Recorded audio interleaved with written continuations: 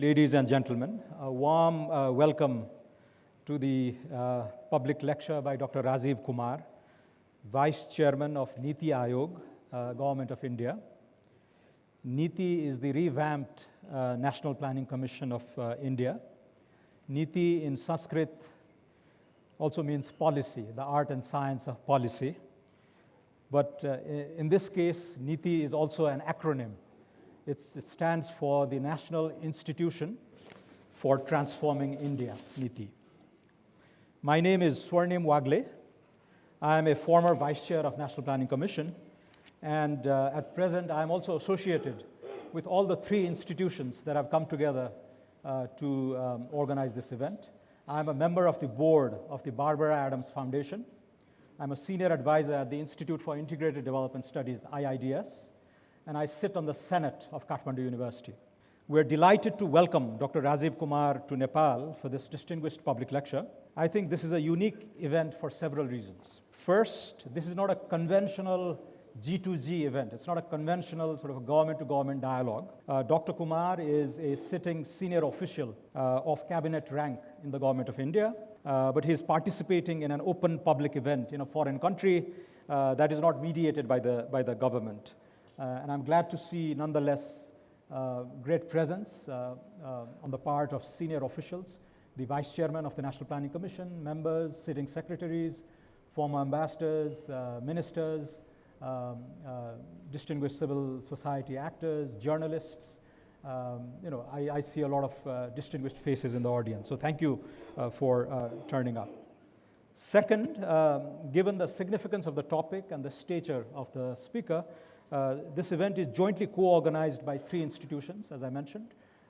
Each of these institutions actually has a distinguished speaker series of its own. So IIDS for the last 40 years has been doing the distinguished lecture series. Barbara Foundation has its own talk series. And KU, of course, as a university, has lots of talk series going on.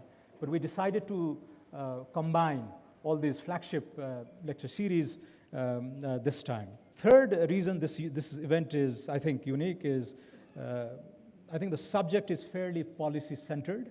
The aim is to discuss policy measures that have been initiated in India, especially after the last general elections when Prime Minister Modi came into office. We keep on reading about dozens of initiatives that have been unleashed in India on economic reforms, on connectivity, on innovation. I think, rather than reading about these things through newspapers, it was high time that we got somebody of Dr. Rajiv Kumar's stature, who is the Chief Development Advisor to the Government of India in his de facto role as the head of the NITI Aayog. But there's another reason why he's also very suitable to speak on these themes. In 2016, he wrote a book called Modi and His Challenges. So obviously he's delved in detail into these issues. Watching developments in India from government, from outside government, but from a Nepali perspective, I think there are 5 things that sort of stand out on these exciting developments that are happening in India. First, this cluster of economic reforms aimed at triggering higher growth. So there's the goods and services tax, which was argued to have united India economically for the first time. The political unification was, of course, in the late 1940s, but the economic sort of unification of India was through the GST. It was argued by the government. There's this new Insolvency and Bankruptcy code. Arvind Subramaniam, I think, said the problem in India was the socialism without entry and capitalism without exit. I think that the Bankruptcy code was brought to address that issue. Demonetization, that people in Nepal are quite familiar with and probably have some experience. Labor laws, doing business rankings, massive improvements in doing business rankings. Flagship initiatives like Make in India. And a lot of sectoral reforms when it comes to garments, fertilizers, the power sector and all that. The second cluster of issues that is relevant to us is on these flagship programs on inclusion. So we've heard about the Ayushman Bharat, this basic health insurance coverage for almost 500 million people. NREGA, the Rural Employment Guarantee Scheme, which was I think came into operation during Dr. Manmohan Singh's tenure, but it has been continued. There are a lot of debates on universal basic income that we've read about, and lots of other programs aimed at the the bottom millions, hundreds of millions in India. The third set of issues is on connectivity. So we've heard a lot of exciting things on rail outreach, on world-class expressways, road connectivity being built, initiatives around airway connectivity. There's this initiative called UDAN that we've read about, getting all these regional airports in India off the ground and getting them functional so that middle class or lower middle class people can afford to fly in the air. Inland waterways, again, something of relevance to the Nepali audience. This navigability of the Ganges from Haldia to Banaras and how Nepal can link up to that. The massive outreach to the east. We heard about Look East. Now we've seen Act East unfold, especially in the northeastern states, particularly relevant to the BBIN initiatives, SARC initiatives, BIMSTEC, which we hosted recently. The fourth set of issues around innovation. So we've read about electrification of mobility that I think NITI Aayog is leading. This Jan Dhan, Aadhaar, mobile combination that we've read about. Atal Innovation Scheme, help with startups, these tinkering labs and to scale up established startups, Skills India, Digital India, and all that. And finally, I think issues around national and international governance, the entire reform of the NITI Aayog itself, from its earlier incarnation of the National Planning Commission, and how cooperative federalism is unfolding in India. We've read about the GST Council, for example, which is touted as an example of how this kind of cooperative federalism can exist alongside competitive federalism in a large country like India, where states do compete with each other. Then the massive inflow of FDI, tourism outflows, trade, intensification of trade, and people-to-people linkages.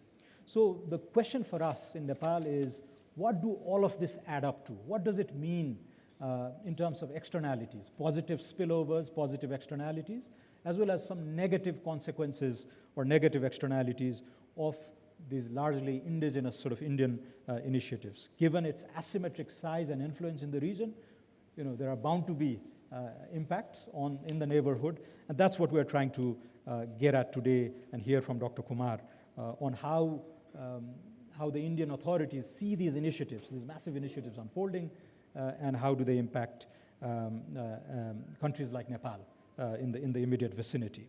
The plan for today is we'll now have formal welcome remarks from Dr. Bishnu Pant, followed by remarks from the Vice Chancellor of Kathmandu University, Professor Makazu Shrestha.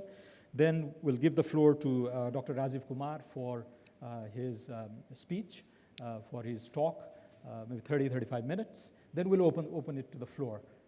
We can go up to an hour, depending on what kind of questions you have. And we'll conclude the event with high tea outside. So may I invite now Dr. Bishnu Pant, the Executive Director of IIDS, to deliver welcome remarks.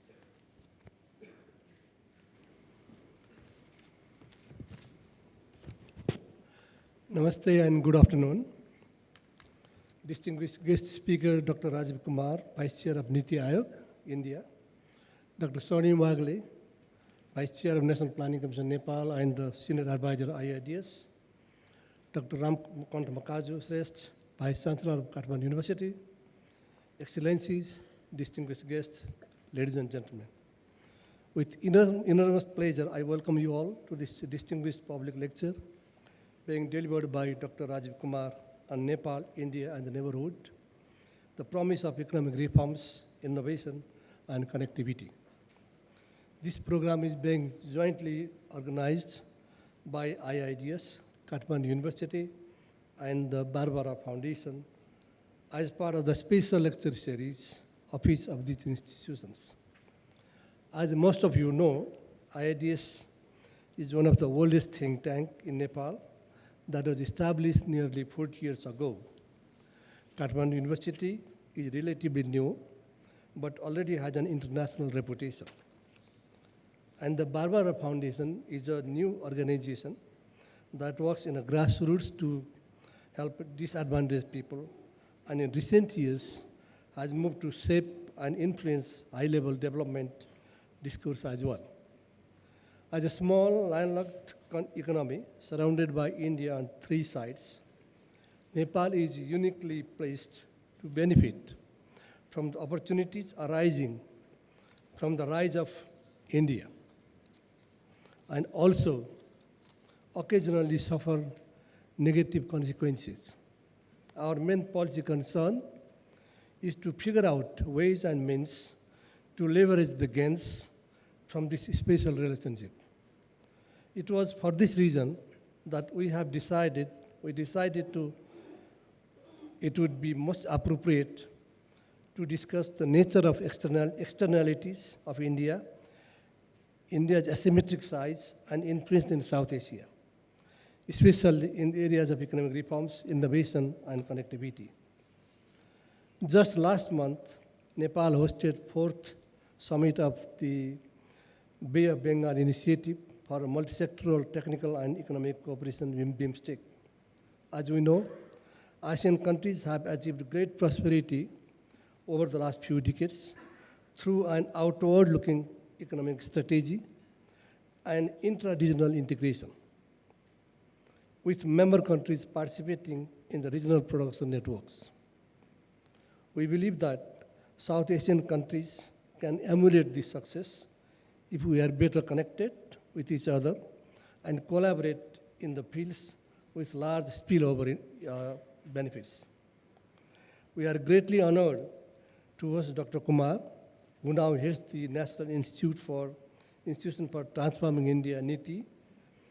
We could not have a better speaker to talk about how the landmark policy changes ongoing in India can alter the subcontinent's development landscape. Dr. Kumar is an eminent economist who completed his PhD from Lucknow University in 1978 and DPhil in economics from Oxford University in 1982. He has published numerous research articles in peer-reviewed journals and authored a number of books on economics. One of his recent books being published in 2006 is titled Modi and His Challenges. I believe I have had the honor of knowing Dr. Kumar for almost 20 years, since our days at the Asian Development Bank in early 90s. And can attest, he is a very good friend of Nepal and the Nepali people. He has written a number of articles in national newspapers of India, pleading for strengthened Nepal-India relations.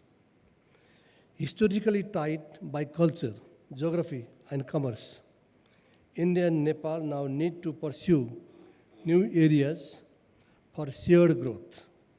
In recent years, there have been exciting developments in the field of energy cooperation, with the import of electricity helping end hours of crippling power cuts every day in Nepal.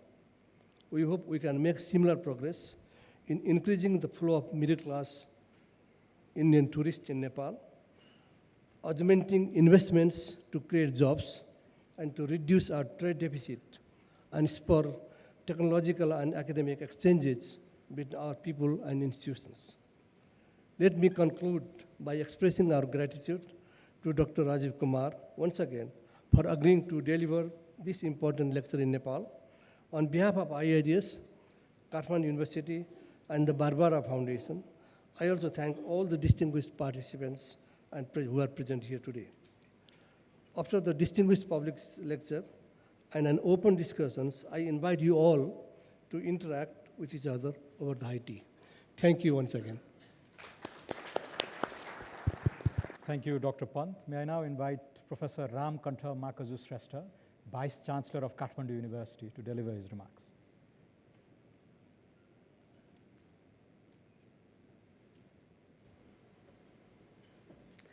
Excellencies, special guest, Dr. Rajiv Kumar, distinguished delegates, scholars, friends, and dear colleagues. It is an honor to welcome you here in this special event. As the Vice Chancellor of Kathmandu University, Special thanks to Institute for Integrated Development Studies and the Barbara Foundation for taking the lead in organizing this in collaboration with Kathmandu University. Some of you might know that Kathmandu University and IIDS got married very recently, and we have already started to see the children of our relationship. Programs like these. As the team leader of a university, I am inclined to put everything in the perspective of education. So don't be surprised if I say that education is the thread to connect economic growth, innovations, and above all, people. As a region, South Asia holds tremendous promises. We share history. We share culture, geopolitical structure, and nature. But most importantly, the values and the principle that governs our lives. Our threads are linked. Our heritage are tied. So, there is place only for bridges, not for the barriers between us. Our indigenous knowledge and ethos have permitted in everything we do since time immemorial. Centuries of years before the Wealth of Nations was written by Adam Smith, Chanakya had penned Arthashastra. Taxila, Nalanda, and Bikramshila were the hubs for international education long before Oxford and Harvard. Srinivas Ramanujan, the great mathematician from India, connected his spiritual beliefs with numbers and once said, "Sir, an equation has no meaning for me unless it expresses the thought of God." We have had principles of governance based on equity.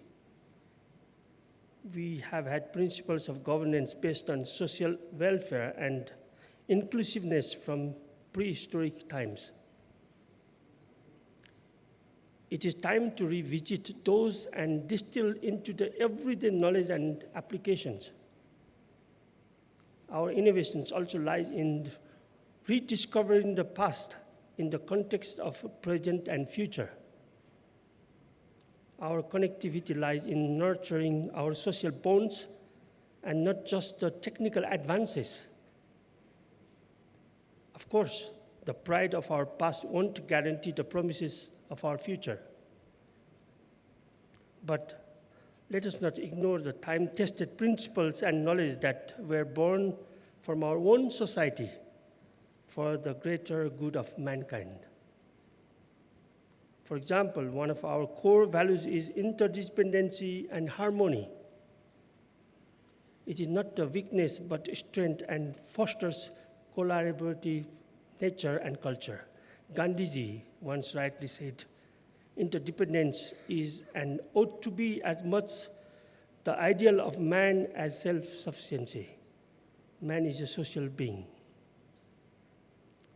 As we initiate these conversations on how Nepal, India, and the neighborhood can collaborate for development, let us also identify noble ways to bolster our partnership. As the head of the university, I have two specific requests for further considerations. The first is bridging the gap between academia and policymakers. I like to repeat this at every opportunity I get. As much important it is to generate new knowledge, it is equally important to utilize the knowledge we generate. This is the age of implementation science more than the discovery science. We cannot afford to limit academia into papers, theses, conferences, publications, and classrooms. They must step into the real-world settings to make real-world impact. And we cannot afford to have policymakers ignore the academia. They have to go hand in hand. This applies not just for the national level policies and programs, but also in larger settings. I also think that we should not limit ourselves within the think tank zone. Many of you might know that I like to say we have to get out of the tank and be on the ground reality. The second is the creation of structures of building regional hubs of collaboration. A dream I have always had is building regional centers of excellence and also establishing common educational zones. We often talk about common economic corridors, common economic zones, but why not about common educational zones? Melting glaciers have no boundaries. Changing climate has no borders. Rising monsoon clouds see no nationalities. Why should the studies on these be bound within separate institutions? Poverty, disease, and social maladies that we share are common. Why should our quest to address them be separate? In this August gathering, I would just like to request all, let us ask ourselves how we can rise beyond our countries and transcend patriotism for greater humanity. Nobel laureate poet Rabindranath Tagore once said, "Patriotism cannot be our final spiritual shelter. My refuge is humanity. I will not buy glass for the price of diamonds. And I will never allow patriotism to triumph over humanity as long as I live." I know these are difficult challenges, but not insurmountable. Let us start with what we have and what we can. Also, then only let us ask ourselves what we need. Of course, there will be difficulties and failures on the way, but we should move on nevertheless. Let me close my remarks with the wise words of APJ Abdul Kalam. He said, "When we tackle obstacles, we find hidden reserves of courage and resilience we didn't know we have. And it is only when we are faced with failure do we realize that these resources were always there within us. We only need to find them and move on with our lives." Thank you so much. Thank you.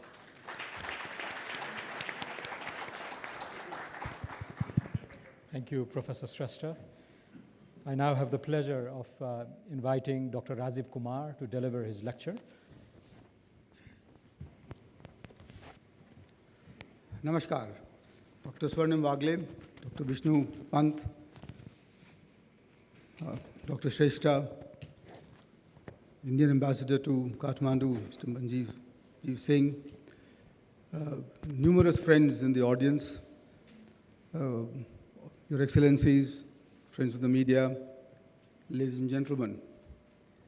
It's indeed a big privilege for me, an honor for me to be invited to deliver this lecture, to this distinguished lecture by the three institutes together.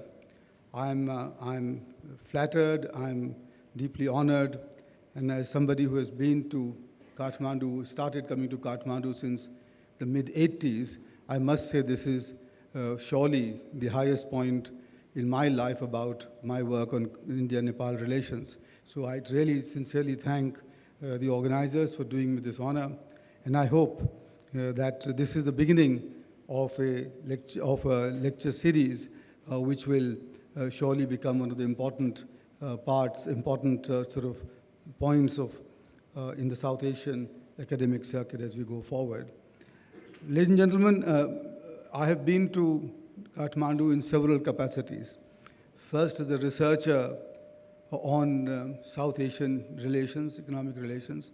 I used to call myself, I sometimes fear these days for calling myself a sarkist, and that is what I was. I thought of myself as that, and I think still that we need a body of sarkists in South Asia to get this region moving forward. I've been here as a researcher. I've been here also as an ADB official, Asian Development Bank official, but principally again to look at regional cooperation. I've also been here to promote Indo-Nepalese business ties as the head of Federation of Indian Chambers of Commerce and Industry, because I was the Secretary General for 2 years. But I must say that coming here as representative of the Government of India now closes the circle very beautifully. So I've been able to come to Kathmandu from all different directions, and I must say that whenever I've been here, I've received the utmost attention, the utmost, the sort of, the kind of reception that I've got, the sort of, the way I've been received, all the love and affection that I've had has been enormous. So I'm sure this will continue, and I hope to be able to continue contribute to this as I go forward. The topic given to me, and what Dr. Wagle already mentioned, is a huge canvas, and I submit to you that I could be here for the rest of the evening talking to you on the topics that have been set out, which are the promise of economic reforms, the externalities for Nepal, the innovation, the connectivity, etc. But I have to pack all of this in 30 minutes.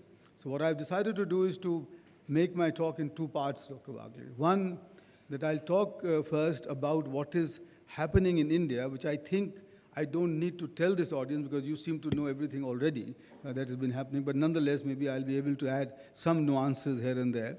And the second one would be on how I see Indo-Nepal relations now and going forward. I hope that will suffice, and then I'll be, of course, open to all the questions that I hope will come to me after in the open forum. Let me start off by saying that for India, I have the feeling in my bones, both as an ordinary citizen and also as an economist, that India is perhaps on the cusp of a very major economic transformation. And let me say that also that we have been very brave, and we have been also very fortunate, and also we've tried to have successfully completed 2 of our 3 transitions that our forefathers decided to take simultaneously. And this has been, we were probably the only country in the world where where the 3 transitions of social, political, and economic, we decided to undertake them simultaneously with the advent of our constitution. And if you look at the world history, you will find, ladies and gentlemen, that no other country really has taken them on at the same time. It's a very difficult exercise to have the highest form of democracy, the parliamentary democracy on the one hand, for people who Winston Churchill considered to be not even fit enough to have that, and said that in 10 years' time, we will go back to them with the begging bowl to come and administer us again. We also undertook our social transition, whereby you have seen that the most underprivileged people in our society, the Dalits, their representatives have been the chief minister of the largest province in our country, not on 1, but on 4 occasions, the lady having completed a full tenure. And you've seen that social transition, and I submit to you, ladies and gentlemen, that those 2 transitions, India has pretty much completed successfully as we talk today, without much bloodshed, loss, violence, etc., etc. And the third transition, which is the economic transition, we are in the midst of it. We are in the midst of it. We are trying now, and that is where I want to focus, which is that transition I see now being completed. And I see that we are now at the cusp of this major transformation. We are also, at the same time, let me put it to you, that we are probably in the sweet spot for the first time, after a very long time. My first paper, one of the first papers that I had written, and I presented that in Tokyo, was India, an Economy with Perpetual Takeoff. We were always taking off, but never actually taking off. But I think today we have come to that situation where we have gathered enough momentum to achieve the escape velocity into our economic transition, so that we would emerge as an upper middle income economy sooner rather than later. And let me tell you why. You already heard the news that we have achieved 8.2% rate of growth in our first quarter of 2018-19, fiscal 19. This has come despite the fact that we have had 4 years of an investment climate which has been very, very weak, where the private investment has been pretty much kaput, where the credit offtake from commercial banks has been negative in some years to the Indian industry. The private investor, because of the legacy issues that the government inherited in the twin balance sheet problems and then the global issues, etc., the private investment was not firing, and yet we have come to the situation after having reached the lowest point in the second quarter of last year, when we got 5.6% GDP growth rate from April to June last year. Now we have come, every successive quarter has been higher since then, 6.7, 7.2, 7.5, and now 8.2. And going forward, I think we will achieve a minimum of 7.5 to 7.8% rate of growth for 2018-19. And this will be achieved with very strong macroeconomic stability. Our inflation rate is less than 4%. In fact, it's 3.6%. Our food inflation is now less than 2%. Our fiscal deficit is now 3.5%, and we are committed to achieving that. Our reserves are more than $400 billion as we speak, and our FDI inflows are in excess of $70 billion, etc. Even our current account deficit, which is under pressure a little bit, is going to be less than 2.4%, and we have had periods in Indian economy where this has been 4.8 and 5%, so that there's not a cause to worry. Our rupee has declined recently. Nonetheless, it is still, in real effective exchange rate terms, still higher than what it should be, so there's not a cause of great worry. So a 7.5, 7.8% rate of growth with macroeconomic stability seems to be, for me, a situation where this growth rate can be sustained as we go forward for several decades, if you like. And this is what India needs to do. And this is, I think, in some terms, we will probably, we are entering into a period where you could think of India growing at near double-digit growth rates, and some years even higher, in the foreseeable future.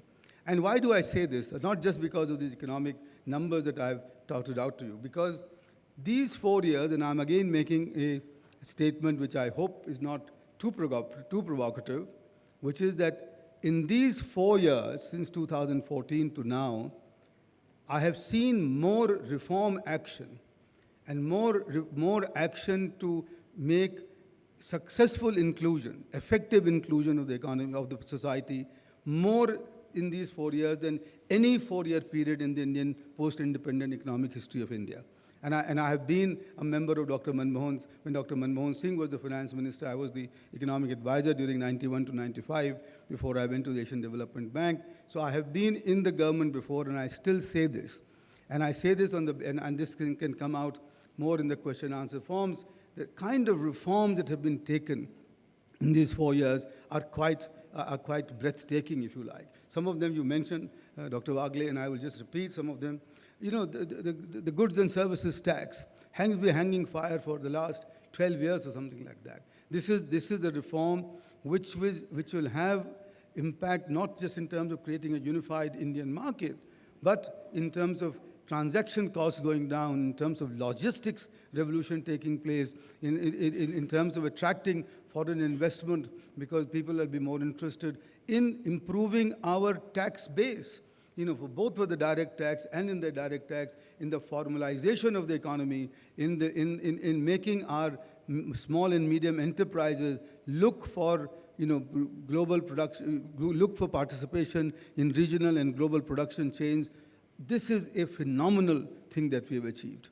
And here, by the way, please remember, every country that has instituted the goods and services tax has taken at least about 2 years for it to be stabilized.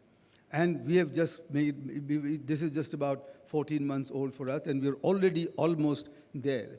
But the important point to remember that every commentator on the goods and services tax has said that it will give us 1 to 1.5 to 2% fillip in the GDP growth rate. That's what the estimates have been, that will be the positive impact of the GST. And so far this year, we are achieving 7.5% rate of growth with only the negative impact of GST on us, because our exporters have been affected badly because we have not been able to reimburse their funds. Our small-scale producers have had, working capital problems. Lots of people have not been able to, not been able to enter the GST network, etc. So the positive impact of GST is yet to unfold. And that is what makes me say that we are going to be achieving higher rates of growth as we go forward. Similarly, for our Insolvency and Bankruptcy Code that has just been launched. I was talking to the chair of the IBBI, the Insolvency Bankruptcy Board of India, Mr. Sahu, yesterday, and he was telling me that we already have 917 cases for resolution with the NCLT, the National Commission of, what is it called, Tribunal, there, and 300 of them have been resolved. 7,000 are pending to be registered with the NCLT. They are going to double the number of, the number of judges or, the number of regulators on the NCLT in the next, 1 year or two, because for the first time, we are seeing that banks, the creditors, the companies themselves are coming forward for seeking resolution in quick time rather than waiting for years. And the average time it is expected for exit from Indian business, which was estimated to be 10 years earlier by the World Bank, will come down successively to matter of 24 to 48 months, and which will be a huge improvement on the whole ease of doing business in India. You know that the ease of doing business, we have climbed 40 ranks in the last 1 year. But the more important thing is the Department of Industrial Promotion and Policy so far has produced 3 rankings of our states, which are based on what the official machinery in these states has done to improve the ease of doing business. And people have said, well, this is what the governments have told us, it's not something on the ground. For the first time, ladies and gentlemen, in 2018-19, you will see the Department of Industrial Promotion and Policies coming out with a ranking based on the perception of the businessmen on the ground about how the state governments are performing in ease of doing business. And that be the real reflection. And once this starts, I think from NITI Aayog's point of view, the true nature of competitive federalism will take over in India. And we will then get what I very often call the democratic dividend in the country, because the states are going to start competing for attracting investment. The states are going to start competing to improve governance, to make their climate better for the investors. And once that happens, I think you will see the investment climate improving, qualitatively, because really the great majority of the action, the real action, lies within the states as we go forward. So, and then you have, of course, the government having taken the courage to have a statutory monetary policy committee, to give inflation target to the Reserve Bank of India, afford them complete autonomy so that we have an anchored inflation, so that inflation expectations will not be allowed to run amok as we go forward. You have also the Real Estate Regulation Act, the RERA, which has meant that the speculative demand from real estate has moved out.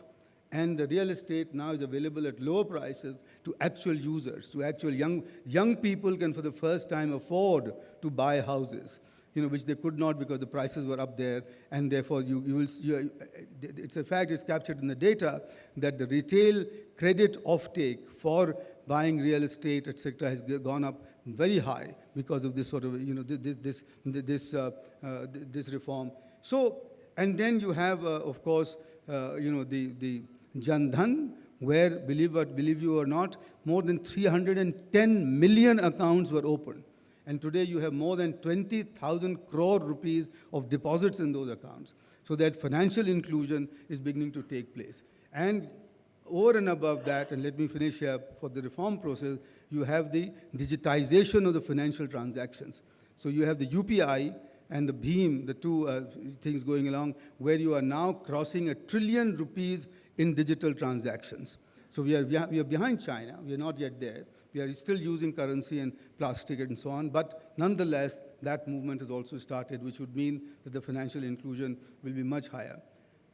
But the biggest thing in all of this, is our Prime Minister's insistence that we have to convert development into a Jan Andolan, into a mass movement. I think that is what is, I think, to me, the bigger and most important point. Was the first time in our country people are talking about openly, the political leadership is talking about openly, the fact that development will not be from top to bottom. Development will not be the prerogative of some of us sitting in Lutyens, Delhi, but the development will be a participative process where every Indian, where every citizen would participate and think of it as his or her duty to make India's development as good as possible and take it forward. And he gives a wonderful analogy, and I have that in 1942, for the first time when Mahatma Gandhi made the independence movement a people's movement in India, before which it was not. It was still the activity of the elite before 1942. Once he made that into a people's movement, it took us only 5 years to achieve our independence without much cost, if you like. Similarly, if we make development now into a mass movement in India, and this is something which I feel could be where South Asia would benefit in some terms, in many ways, by adopting this. I am convinced that this transformation, this economic transformation, will also be completed as a result of that. The third aspect of this economic transformation is that you will agree with me that there cannot be a society, there cannot be an economy which wants to be a private sector-based capitalist market economy which does not take care of those who are at the bottom of the pyramid. It will not work. Since the onset of Keynesian economics, since the fact that you had welfare economics enshrined into capitalism, it's a necessary condition that you must take care of inclusion, not just in rhetoric, but in real terms. And this is where, again, this government has taken up the schemes that some of which Dr. Wagle mentioned, which have never been taken up before. But not just taken up, but actually implemented. Now, I want to mention to you here, for example, the scheme called the Aspirational District Scheme, where NITI Aayog has been charged to identify 115 most backward districts in the country on the basis of about 29 criteria. And then each district there has been appointed a Prabhari officer, a focal point officer from the central government and one from the state government. And the NITI Aayog then oversees the fact that how at the level of the district, all the ministries and all the agencies converge to achieve an improvement in their human development indices.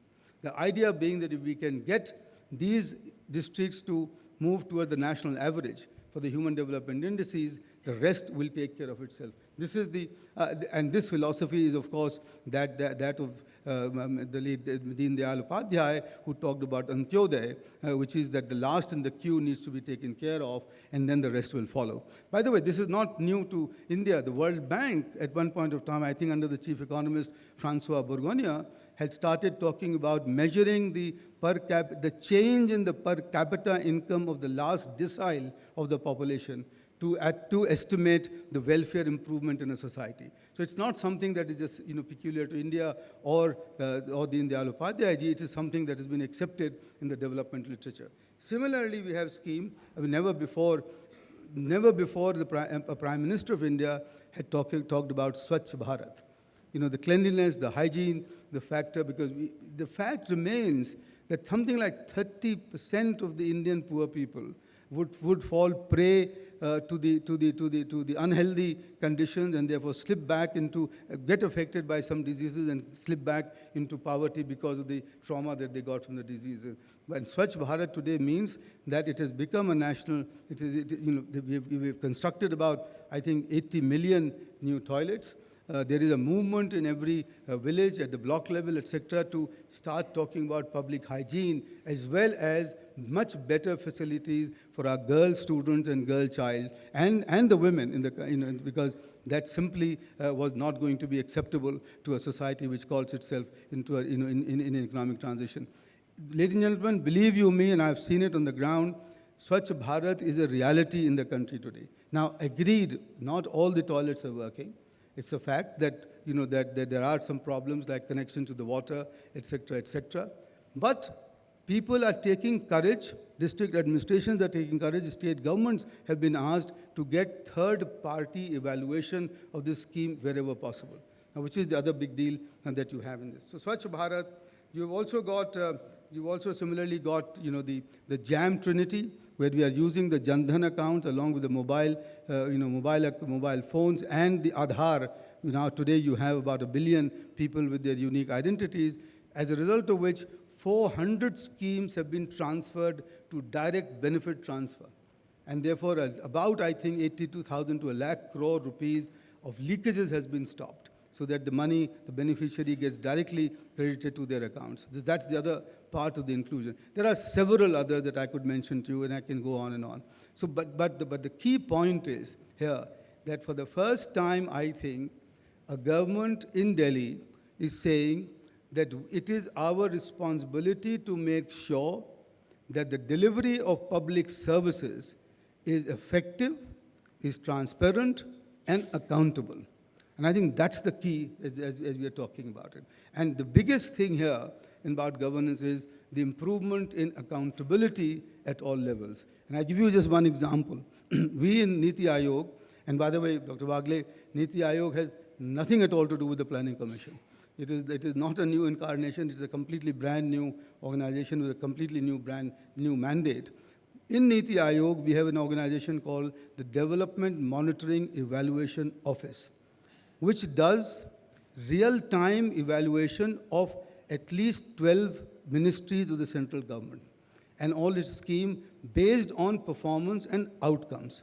We have real-time dashboard, which is now continuously filled with data from these ministries, and we present to the Prime Minister, in the presence of the heads of department, a review every quarter of what has been achieved in these ministries. So that level of accountability has now been enshrined, or is getting enshrined into the system. Similarly, we have 11 lakh Anganwadi workers in our villages, which are supposed to, which look after our young children and are in charge also of the National Nutrition Program. The Ministry of Women and Child Development, lo and behold, and I happen to be the chairman of the National Nutrition Mission, they have installed a real-time dashboard in their ministry where every Anganwadi worker on a daily basis is inputting data on what she or he has achieved in that particular day, because each one is being supplied with a mobile phone and a smartphone as you go forward. Each one has been done that. I believe about 4.5 to 5 lakhs are already on board. By the end of December, each one would be. So that the whole process of keeping manual ledgers, noting these things down, taking months to, for the data to filter up, is all going to be besides the point. And that is where I hope that India will be able to get over this unacceptable blemish of having 38% of its children still undernourished, and we'll be able to achieve those targets. So that level of accountability, that level of efficiency, that focus on the delivery to the last in the queue, to the bottom of the pyramid, to make sure that those who do not have the initial conditions, the initial endowments that we have as elite, I think this is what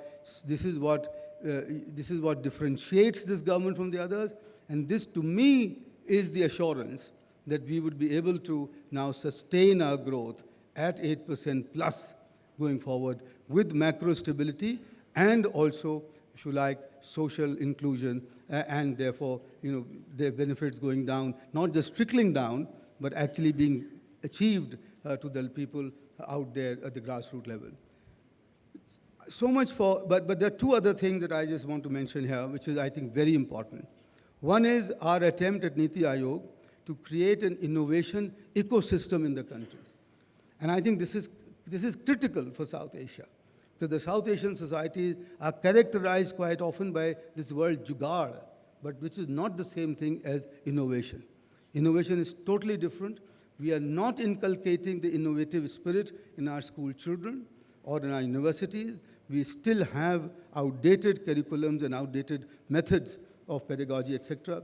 And what NITI Aayog has decided is being doing to have established something called the Atal Innovation Mission. And the public-private partnership, the best example of that is that the managing director of the Atal Innovation Mission is on deputation from the Tata Consultancy Services to NITI Aayog, and picks up still its salary because we can't afford the man. But he is the one who's running this Atal Innovation Mission within NITI Aayog, and the Atal Innovation Mission has been charged to establish what we call the Atal Tinkering Labs in schools, in secondary schools, junior and senior secondary schools.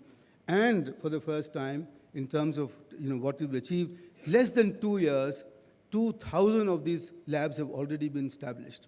1,856 of them have already been, the money has been given to them, and they are now already working. They've got 5,000 mentors have registered themselves, all voluntary, from IIT graduates to teachers to people. They are mentoring these labs. We will establish 5,000 of these tinkering labs by the end of March 31st.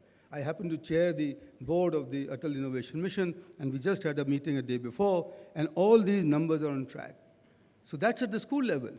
At the higher level, we are establishing 50 Atal incubation centers, which each one of which will get 10 crores or more of rupees funding as grant to incubate the new ideas, to incubate new innovations. 19 of them already established and working, and the rest going forward. And we'll establish 200 of these in the years to come, and that is the target to go.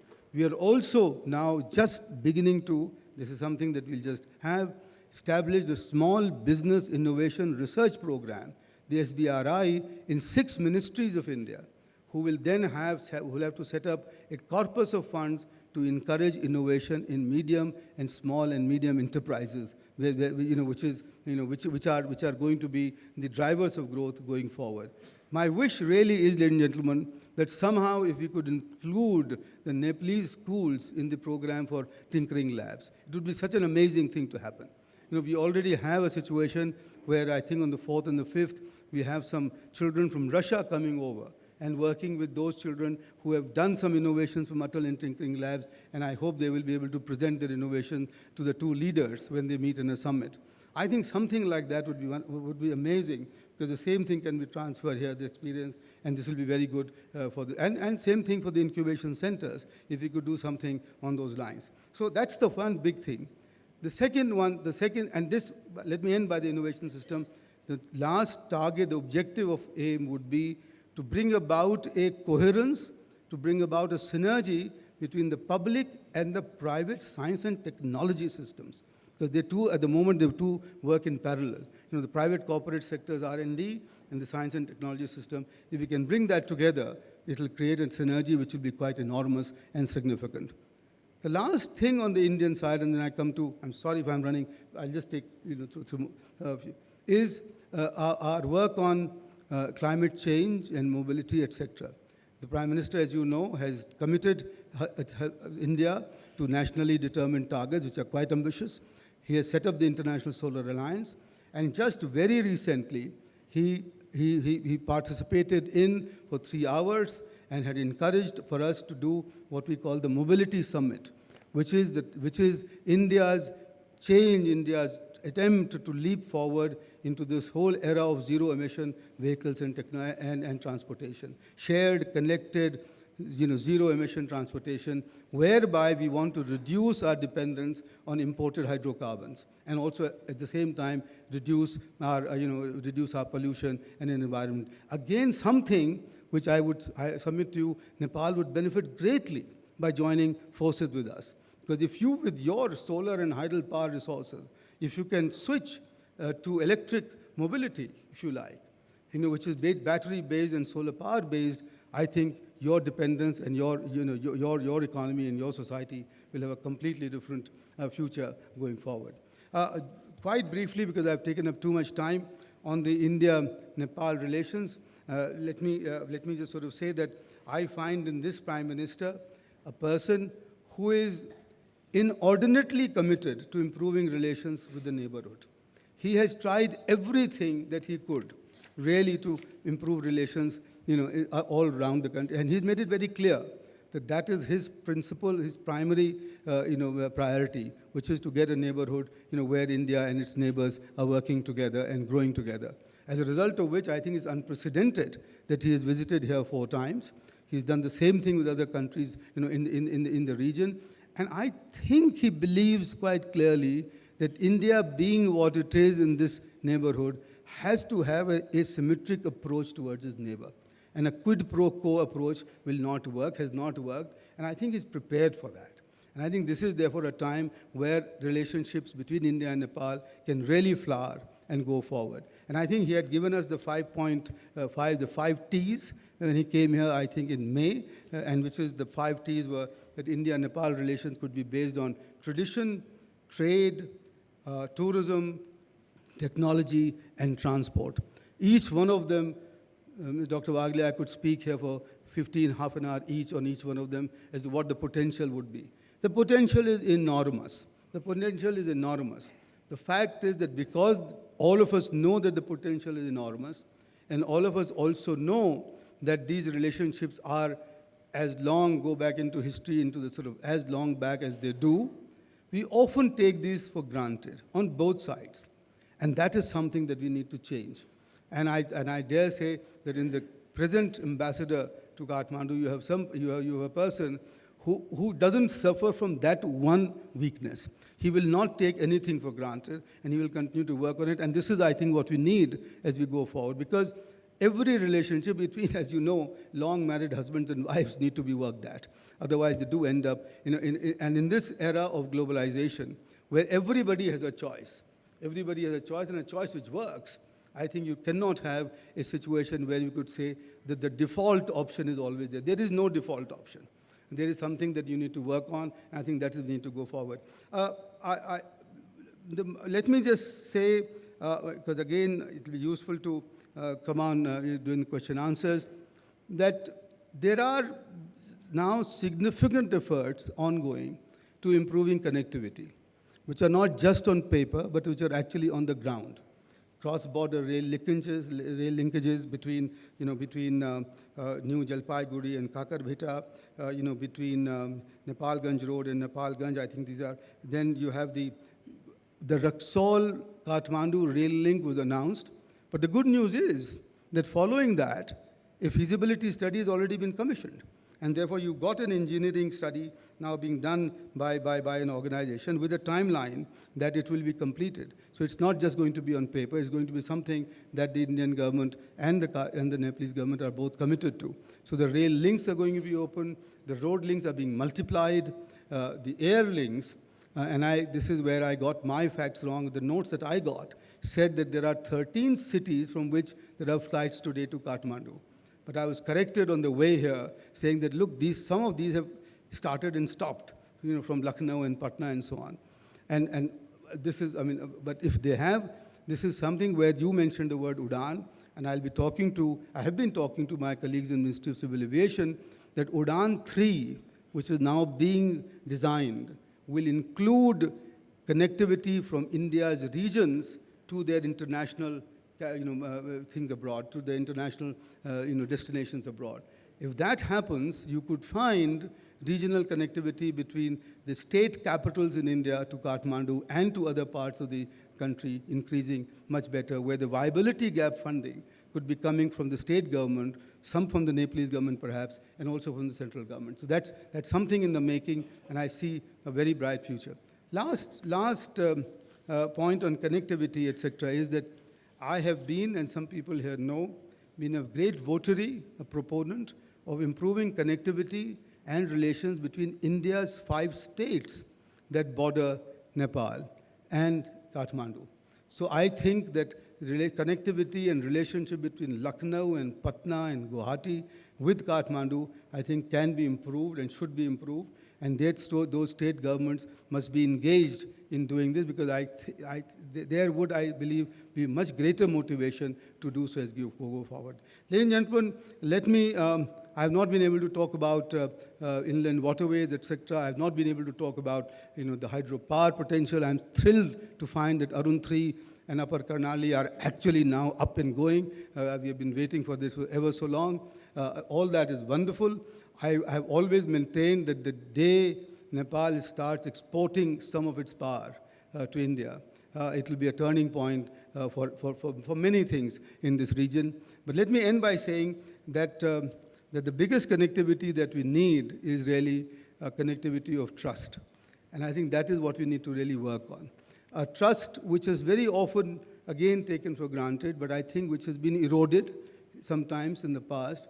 And I think whatever we need to do to restore and build this trust will be the cornerstone of positive, improving, and prospering Indo-Nepalese relations in the future. Thank you very much.